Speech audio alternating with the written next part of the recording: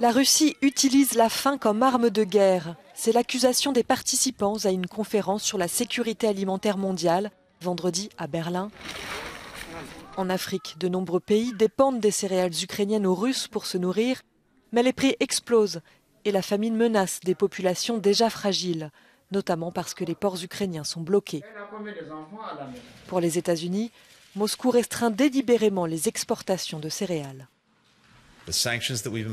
Les sanctions que nous avons imposées à la Russie collectivement et avec de nombreux autres pays ne concernent pas les aliments, ni les produits alimentaires, ni les engrais, ni les assureurs, ni les expéditeurs.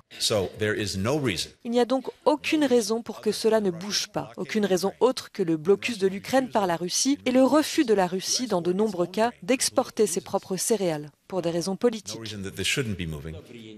Vladimir Poutine réfute toute responsabilité dans l'envol des prix des céréales. Ce n'est pas le résultat des derniers mois et encore moins des conséquences de l'opération militaire spéciale de la Russie pour protéger le Donbass. Certains pays occidentaux ont un tel cynisme pour aborder ces questions qu'ils déstabilisent le marché mondial de la production agricole. Pour débloquer les exportations, il faut tenter de passer par la Pologne ou la Roumanie. La Turquie, de son côté, veut instaurer un dialogue pour reprendre les livraisons depuis la mer Noire.